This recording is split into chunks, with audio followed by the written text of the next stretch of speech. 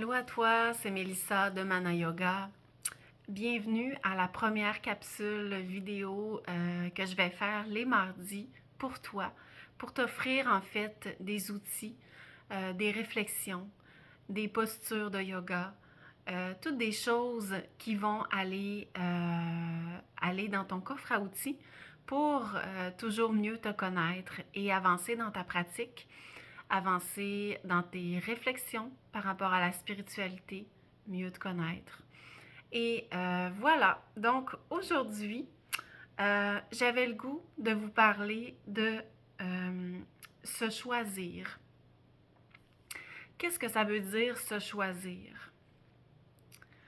Je vous invite à faire la réflexion personnelle, prendre quelques instants, simplement pour se poser la question. Vous pouvez même peut-être fermer les yeux, prendre une belle respiration, détendre les épaules à l'expire et placer les mains sur votre cœur. Juste pour se poser la question, est-ce que je me choisis? Qu'est-ce que c'est se choisir, ici, maintenant?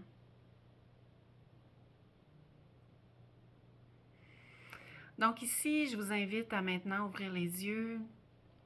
Donc la première réponse qui vient, c'est elle. C'est la réponse qui vient de l'intuition. C'est la réponse qui vient la plus naturelle. Donc sans nécessairement réfléchir à toutes sortes de choses qui pourraient nous amener dans une réponse plus rationnelle. Donc se choisir, c'est en fait se connaître. Il faut d'abord se connaître. Se connaître, pour se connaître, il faut oser plonger à l'intérieur de soi. Donc, ça prend ça, plonger à l'intérieur de soi pour aller visiter en fait qui on est. Qui on est sur toutes ses facettes, sur tous les plans. Au niveau physique, au niveau du mental, au niveau émotionnel. Donc, c'est important d'aller plonger à l'intérieur pour aller visiter ça. C'est sûr que quelqu'un qui veut se choisir, si cette personne-là ne va pas voir à l'intérieur de soi, les choix vont rester à la surface. Oui, sûrement qu'il va y avoir des choix qui vont coordonner avec qui tu es présentement, mais on n'ira pas vraiment toucher à son essence à l'intérieur.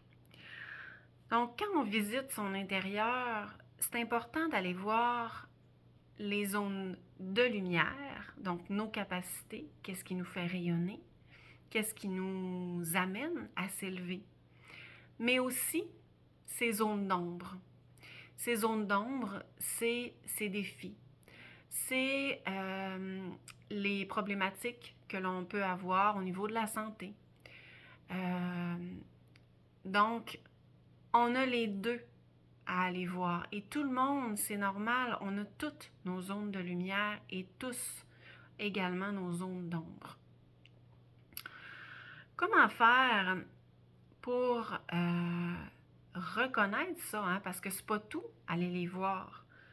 Il faut aussi les accueillir sans jugement, les accepter comme faisant partie de soi.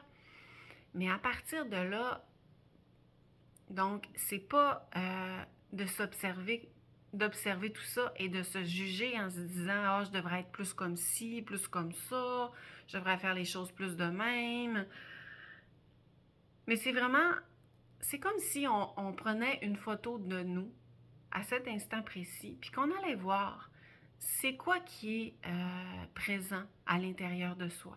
Puis pour ça, ben, ça demande un temps. Ça demande un temps d'arrêt.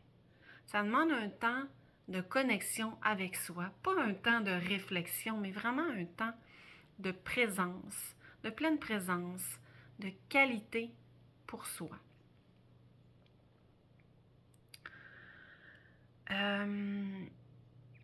Faire les choses pour soi, ça veut dire quoi? Ça veut dire faire les choses qui vont aller qui vont aller nous élever, qui vont aller vibrer avec qui on est à l'intérieur. Qu'est-ce qui me fait vibrer, moi, dans la vie? Est-ce que c'est les arts? Est-ce que c'est les mathématiques? Est-ce que c'est les relations avec les autres? Est-ce que c'est la musique? Est-ce que c'est les marches en nature? Est-ce que c'est de passer du temps avec mon amoureux, mon amoureuse? Est-ce que c'est de passer du temps en famille? Est-ce que c'est plutôt de prendre du temps pour soi, personnel, m'étendre dans mon bain? Est-ce que c'est d'écouter de la musique douce? Donc, il y a plein de choses pour connecter avec soi et aller réveiller ce qui nous fait vibrer à l'intérieur. Se choisir, c'est ça. C'est aller à la rencontre de soi. C'est se permettre d'observer qui on est dans toutes ses facettes, dans ses zones d'ombre, ses zones de lumière. Et c'est aussi partir de qui on est ici maintenant pour ensuite aller de l'avant et faire les pas pour marcher sur son propre chemin, le chemin qui va nous faire rayonner. Donc, c'est pour ça que je vous parle tant dans les cours, dans mes publications, de connecter avec sa lumière pour la faire rayonner. Parce que quand on est sur notre chemin, sur notre X, qu'on fait les choses pour soi, pour nous faire grandir de l'intérieur, pour nous faire vibrer, bien c'est là qu'on rayonne. C'est là que notre lumière est présente et qu'on irradie le bonheur, qu'on est juste bien à l'intérieur. Bien sûr, c'est pas toujours facile. Ben non, parce qu'on a toutes sortes de distractions extérieures. On a ce que les autres pensent, on a ce que les autres nous demandent de faire, on a ce que les exigences aussi de la société nous envoient. Bien sûr, ça prend des règles de société pour bien vivre ensemble. Mais où est ma part de latitude là-dedans pour faire les choix qui me conviennent moi et qui me font du bien à moi, qui me font grandir? Ça demande de développer la confiance en soi parce que lorsqu'on a confiance en nous, on est capable de faire la part des choses, d'aller voir ce qui est à l'intérieur et de dire, bon, mais moi, je suis comme ça et j'avance à partir de là. Donc, c'est un chemin, c'est un chemin en fait qui prend du temps, qui se fait pas du jour au lendemain.